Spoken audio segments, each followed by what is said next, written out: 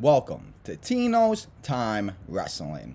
And on this episode, we're going to go over everything that happened at WWE Extreme Rules. WWE went extreme last night, but there was only one match that had an stipulation.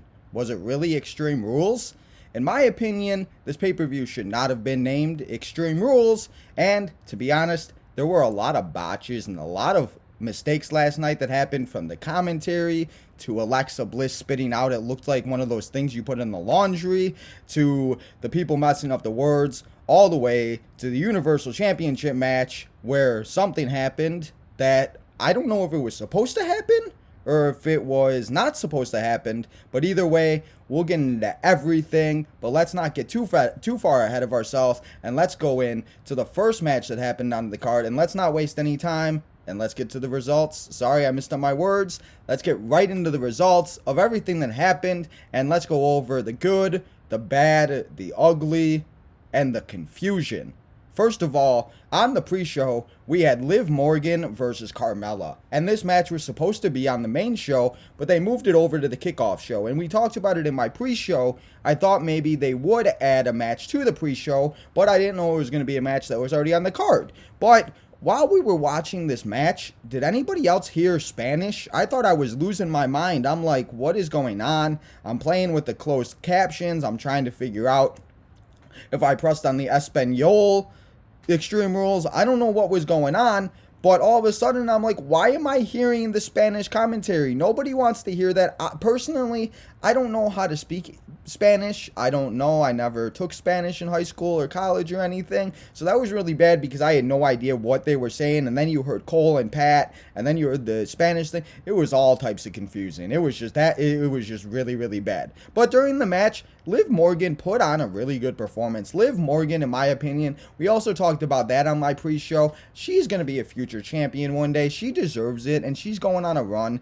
that is phenomenal, and she's doing her thing. And I just cannot wait to see how far she actually does go in the future. And Liv Morgan, she's just a baller. And, you know, this match wasn't bad. I'm only going to give it a 2 out of 5 because I thought it was going to be on the main show, and I just hate when matches like this get put on the kickoff show. But in the end, Carmella bounced her head. Liv Morgan kicked Carmella. Carmella bounced her head off the announce table. Liv Morgan brought her into the ring, and then she did the Oblivion, and she pinned Carmella for the 1, 2, 3. And you're still WWE future SmackDown or Raw Women's Champion. Future.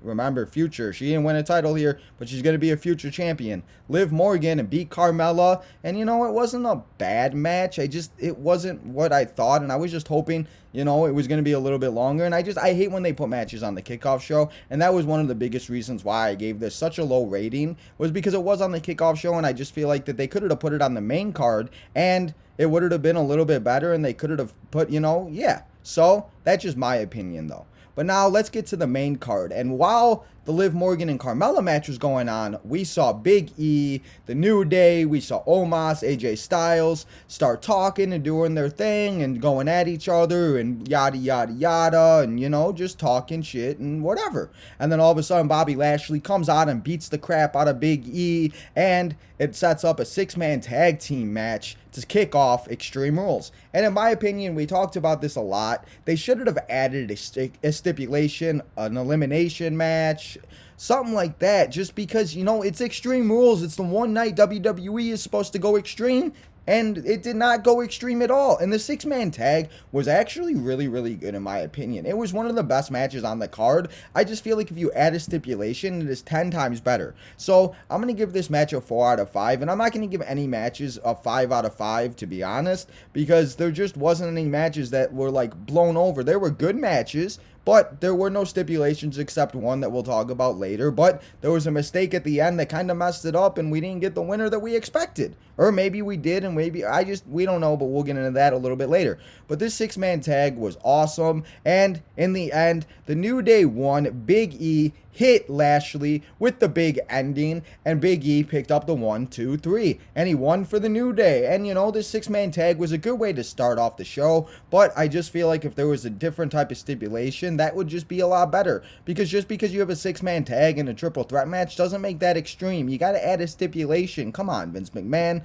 But anyway, the New Day wins, and we'll be talking about when we get into the Raw preview on what happened a little bit later on during Extreme Rules. But before we get to that, let's get over to the SmackDown tag team match. It was the Usos versus the Street Profits. The Street Profits have been going after the Usos. The Usos have been the head of the tables, right and left-hand man. The Usos are doing their thing, and they're keeping everybody at bay. And, you know, I'm not surprised. Like, these 4 teams put on an absolute show. This is another match I'm going to give a 4 out of 5. Like I just said, I'm not going to give any matches a 5 out of 5 because there were only one that had a stipulation, and it just doesn't add up if it's Extreme Rules. Why isn't there any more stipulations? But again, this match was really good for what it was, and these 2 tag teams always seem to put on a show. There were multiple times I really thought the Street Profits were going to have it, but that was not the case, and in the end of this match, the Usos hit the double super kick and the double Uso splash onto Montez Ford, and they picked up the 1, 2, 3.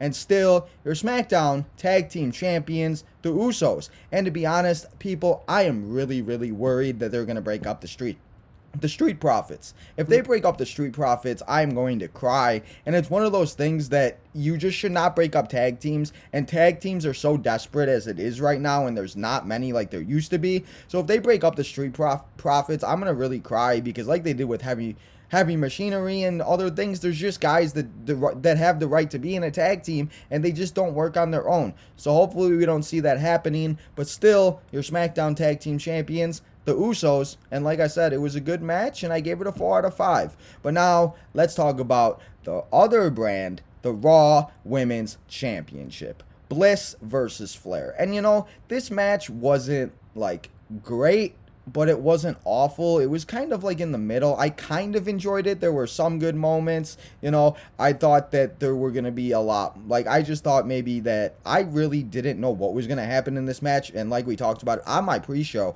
I really thought that they should have added like an Alexa Bliss playground match, because that just would have been a different, cool type of way. And, you know, they've done the Firefly Funhouse match, and it just would have been something different. But it was just a regular match. And, you know, these two went back and forth. I thought Bliss was going to have it at one point. I really did. I really thought Bliss was going to win.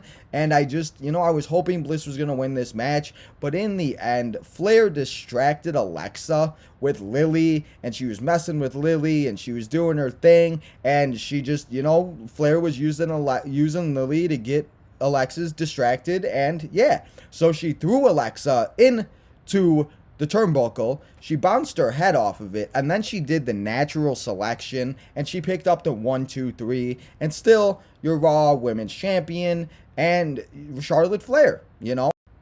Charlotte Flair ended up defeating Alexa Bliss and keeping her Raw Women's Champion. But what happened after the match might have been a little bit more interesting and better than what actually happened in the match. After the match, Charlotte Flair is doing her thing. She's celebrating like she's the best in the world, like she's CM Punk, whatever. And then all of a sudden she grabs Lily, and she does the unthinkable, and she rips off her head, and she just tears Lily apart. I felt like I was watching Ted when that guy tore off Ted's leg, and Ted just fell apart, and they needed to put the stuffing back to save him, and it was just awful, and it was just like, oh my god. But honestly, Charlotte Flair destroyed Lily worse than that guy destroyed Ted, and I just cannot believe it. But, you know, we'll have to see. And to be honest, I didn't even realize last night that they were in Alexa Bliss's hometown, and they put her in to do that, and they made Alexa cry. After Charlotte did that, Alexa came into the ring, and she cried because Lily was destroyed. And then we talked about it in the highlights and in the preview of all the headlines. Alexa Bliss seemed to have some weird like thing. It looked like one of the things you put in the laundry. It looked like she was spitting it out, and I think it was supposed to break Apparently that was supposed to break and make her foam, but then Alexa was using her saliva, and as somebody made a joke, that was what the guys all wanted. That was probably the best thing the guys wanted to see, even though that was not PG at all. But, you know, I was really confused by that. I didn't really know what exactly was, what that was supposed to do with Alexa drooling just because she was upset, and I get it, but it just made no sense, and I just cannot believe Charlotte Flair killed Lily. Why'd you kill Lily? Why? I don't understand why you had to kill Lily, but we'll have to see what happens during the draft this upcoming week. Maybe Charlotte Flair will stay on Raw. Maybe we'll see some new competitors, because to be honest, I heard a rumor that Alexa will be getting a character change, so maybe we won't see Alexa for a few months. So who's going to face Charlotte Flair next for the Raw Women's Championship? I'm sure we're going to find out on Monday Night Raw. But let's get over to the other title on Monday Night Raw. It's the United States Championship match. And this triple threat match, to be honest, was one of the best. This was probably the best match in my opinion of the night. This match is another one I'm going to give a 4 out of 5 to. Like I said, I'm not going to give any matches a 5 out of 5 just because that's just how I felt that, you know, they weren't that good, and there was, again, we cannot have a stipulation.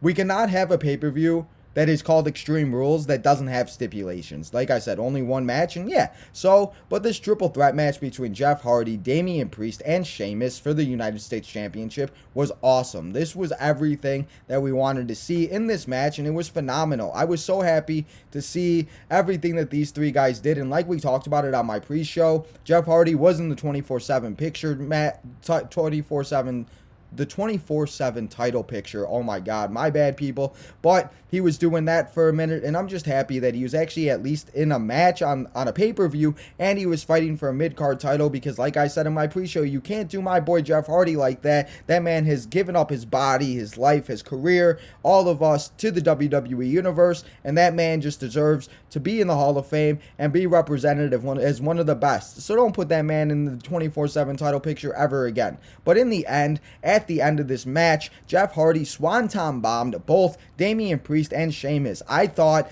that Damian Priest, I thought he was going to lose the title. I thought we were going to have a new champion. I thought Jeff Hardy was going to get the championship. But in the end of the match, Damian Priest rolled up Jeff Hardy, and he won the 1, 2, 3. And you're still your United States champion, Damian Priest. Let's go, baby. Damian Priest, thank God he is still the champion. And a lot of people could say they don't like Damian Priest and they dislike him. But in my opinion, Damian Priest is one of the best superstars that WWE has right now. So I really hope that they keep going to what he is doing, and they keep giving him the opportunity that he rightly deserves, because, you know, he's going to do their thing, and he's going to be another one that's going to be a future champion in the near future, guys. If you do not know, go watch Damian Priest, because he's a bad man, and he's going to be there, and he's going to be a future WWE champion. I guarantee you that. But let's get into the other brand, and let's talk about the SmackDown Women's Championship. After that United States Championship match, we had the SmackDown Women's Champion. It was Bianca Belair, the EST of WWE, versus the mom, Becky Lynch. And you know, this match was it was good. It was definitely better than the 26 seconds that we saw at SummerSlam. It was definitely a really good match. And Bianca Belair, she kept trying to get out of Becky's hold. She just would not let go. She just kept holding on. And Becky just kept trying, and she kept trying, but she just wasn't able to do it. And, you know, that's okay. But, you know, I was expecting a little bit more, and this is another match that I feel like even if they just added Extreme Rules to it, it would have been way better. But in the end of this match, after we thought Becky and Bianca and Becky were going to be able to come up and do their thing, and they were going to be able to win, all of a sudden, we see the boss is back. Sasha Banks is back. She's doing her thing, and she's coming after that SmackDown Women's Champion. Sasha Banks beats up Becky Lynch. She beats up Bianca Belair, and she tells them that she'll see her Friday, and she wants that title. So I cannot wait to see what happens this upcoming Friday on SmackDown, the first night of the WWE draft. Maybe we see Sasha hopefully stay on SmackDown. Maybe we see Bianca go to Raw. That would be kind of cool to see Bianca versus Charlotte, maybe, or something different, you know. We'll have to see. But this match ended in disqualification, and still, your WWE SmackDown Women's Champion, Becky Lynch, the man. Oh my God, I don't know why I almost said the EST. That's who I wanted to win. But, you know, as hot as Becky Lynch has been and her returning, I really didn't see her losing. But that's okay. But still, like I just said, still, your SmackDown Women's Champion, Becky Lynch. I just did it again. Oh my God, I'm sorry.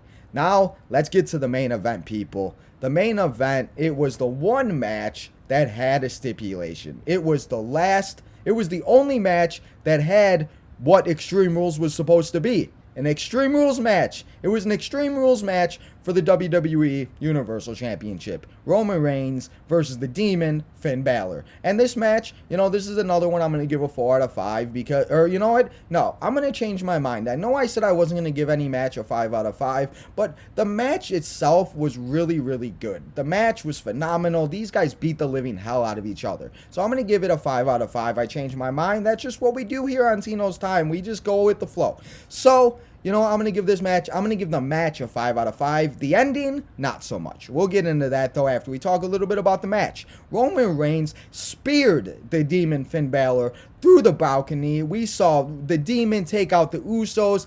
The Demon had Roman multiple times, but the Usos, of course, they always have to get involved, and they have to always try to be with Roman Reigns and do, you know, and try to just get involved in whatever. But, you know, that's not what was the worst thing about this match. After all of those crazy things happened, we saw them beat each other up around the crowd. We saw them take each other out with tables. We saw them beat each other up with chairs. It was just phenomenal. It was brutal. It was an Extreme Rules match. And that's why I'm giving it a 5 out of 5, because it was an Extreme Rules match. But after the Demon took out the Usos and then Roman Reigns speared him through the barricade, like I just said, the lights went out and it was red. It was kind of like the Finn Balor, the Demon King Finn Balor, but it was like the Fiend with his red lighting. If you don't remember, the Fiend has had red lighting in the past. We miss you, Fiend. Hopefully you stay in WWE, but I personally myself have not liked it. But all of a sudden we saw the red lighting, and all of a sudden we heard a heartbeat, and it was like, what? I was like, what are we doing? Why is there a heartbeat? Is my heart coming out of my chest? What's going on? And all of a sudden we heard a heartbeat. And then the camera shows Finn, the Demon, and he's like shaking and he's dealing with a heartbeat. And it was like the Demon's heartbeat. And all of a sudden the Demon jumped up and he was ah. And he just started beating the living hell out of Roman Reigns. He put him through another table. He beat the shit out of him with a chair multiple times. He said, I'm done. I'm taking that Universal Championship back that I never lost to Seth Rollins. That I just never, you know, he never lost it. He never got it back. And this was his moment. This was his time. He got Roman in the ring. He was about to do the coup de grace. And he was about to win the Universal Championship. But then the rope breaks, the ring falls apart, and Finn falls down? What? Was that real? Come on, really? Like, come on, seriously? Did that really happen?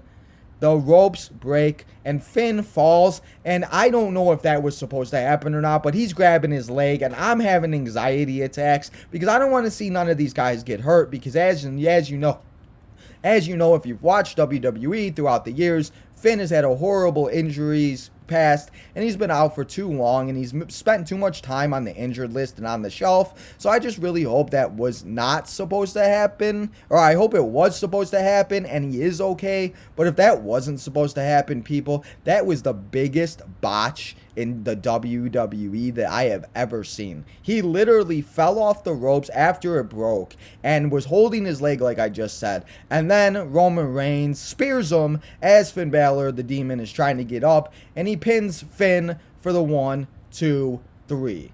And still your Universal Champion, Roman Reigns. And I'm not hating on Roman Reigns. I love the head of the table. I love everything that Roman Reigns is doing.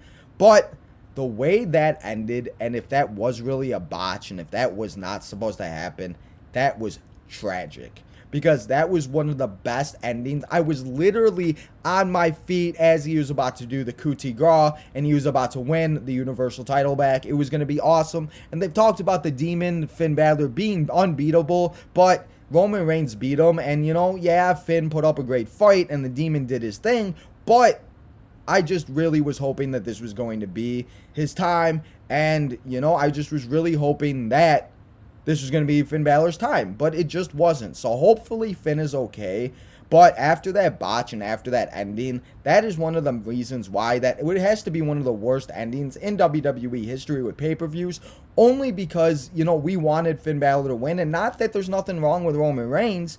I just think that if Finn Balor would have won, that Extreme Rules pay-per-view would have been so much bigger, and people would be talking about it now. And it's like, people are going to talk about it, but it's going to be one of those things where it was just like, it was an okay pay-per-view, but it wasn't Extreme Rules. That match was Extreme Rules, but the ending, the botches, the Espanol that we were hearing, uno, dos, tres, cuatro, cinco, seis, I don't know what they were saying, but it was just, all around, it was a good pay-per-view, but there were too many mistakes, from Alexa Bliss to the botches from Pat McAfee. Not that Pat McAfee's a legend and he's one of the best in the business, and stuff happens, but I just feel like there was just so many botches that it just didn't live up to what it was supposed to be. So Extreme Rules was what it was. There were some good moments. There were some really bad moments. There were many, many bad botches. But we got past it. We got through it. So let's look forward, and let's not look into the past, and let's talk about a little bit of a Monday Night Raw preview, and let's talk about everything that has been announced so far for Monday night, and then I'm going to talk about the next pay-per-view that is going on, and then we're going to talk a little bit about the draft. But first, let's talk about Raw. The one match that was confirmed last night after they had the 6-man tag, after they beat the hell out of each other, Big E and Lashley had confrontations in the back, and Bobby Lashley said he wants a rematch for the WWE title, that he never lost it, that he cashed in because his leg was hurt and everything. That's the point of the Money in the Bank briefcase, Bobby. But anyway, Big E said, you know what? I'm not a champion that's not going to fight. I'm going to defend my title. So now, tonight in the main event of Monday Night Raw, we're going to see the almighty Bobby Lashley versus Big E for the WWE Championship. And this match is going to be awesome, and I cannot wait to see what these two do to each other. It's going to be an absolute banger. So watch out for that. And that's really the only thing that has been made official. I'm sure we're going to see what happens with Charlotte Flair. Maybe we'll see a new opponent come out. Maybe, we don't know what's going to happen. What about Damian Priest? Is he going to keep fighting with Sheamus? Are we going to see Damian Priest versus Jeff Hardy? I don't know what's going to happen. There are a lot of unknown questions, and hopefully we get some answers to everything that happened at Extreme Rules. But as of now, that match is the only thing that has really been official, and there's not much more to talk about Raw, because as me, I love Monday Night Raw, and I always have. But honestly, if Monday Night Football wasn't on, I don't know if I could watch Raw as I do, because Raw sometimes is just absolutely boring, people. So let's be real. But let's talk about something that's not boring, but the next pay-per-view on the card is the next pay-per-view in WWE is Crown Jewel. It's on Peacock on Thursday, October 21st at 1 p.m. And we already have one match official, Roman Reigns versus Brock Lesnar for the Universal Championship. And to be honest, that match is going to be good. But how many times do we need to see Brock Lesnar versus Roman Reigns? Seth Rollins was on the Broken Skull session last night after Extreme Rules. If you haven't yet, go check that out on Peacock. That was definitely worth 2 hours of my life. I learned a lot from Seth Rollins, and he talked about cashing in Money in the Bank, and he talked about the Shield, and it's one of those things, a lot of it, they were bringing up Brock and Roman and everything, and it's just crazy to think how many times that we've seen Brock and Roman fight each other. So that match is going to happen at Crown Jewel in a few weeks, in about 4 weeks, but hopefully it's a good match, and hopefully Crown Jewel does not disappoint, because it's just one of those things that Vince McMahon likes to do for the big old green money, like Shane McMahon. But anyway, Crown Jewel is Thursday, October 21st, Thursday, and remember, it's on Peacock. It's going to be, hopefully, don't forget, it's at 1 o'clock too. So I don't know, I'll probably do a pre-show on it, and we'll get you ready for it, and we'll talk about it. But before Crown Jewel, we have the WWE Draft. It's time to shake things up a little bit, right? I hope so. Because in the past few years, the WWE draft has not been what it once was. Back in 2000, they used to do the draft like it was cool. Back when they did the brand split in 2016, 2017, they used general managers and they did it a different type of way, and that was cool. And they had the draft central, and they did kind of like how NBA and MLB do it in the NFL. But over the last 2-3 years, it's just been a superstar shakeup, and Stephanie McMahon comes out and says who USA and Fox wants on their brand. But in reality, it's just Vince McMahon sitting in the back saying it's good shit to have Roman Reigns on WWE SmackDown because he brings the ratings. Good shit, people. Awful. I hope for the love of God that we see some good stuff. But the WWE draft is on October 1st, this upcoming Friday. So, for a very special episode of Tino's Time Wrestling, join me this upcoming Friday as I get you ready for the WWE draft, and we're going to talk about where the superstars might go, where they're going to stay, what championships might split, what championships might switch brands, what tag teams might switch brands or what be broken up and go to different brands. We're going to talk about everything. We're going to talk about all the women, the call-ups. Maybe we'll see some people from NXT, NXT UK, NXT 2.0, NXT, just everything. Let's see what happens. The WWE draft is hopefully going to be one of the best things that happens this year in WWE. But I don't want to get my hopes up because every time I do get my hopes up with WWE, they always let me down. So until this upcoming Friday, when we do a draft preview for the WWE, can't even believe I'm saying that. I hope everybody listens. Remember to smash that subscribe button, like, follow. Go follow me at TinoTime1996 on Instagram, on Twitter. Follow me at Tino Time Wrestling on Instagram. Make sure to do your thing and smash it. Like I said, help your boy Tino out. I hope everybody enjoyed Extreme Rules for what it was. I hope everybody enjoys Monday Night Raw. And until this upcoming Friday, like I said, when we do everything, we talk about the WWE draft. This is your boy Tino, signing out.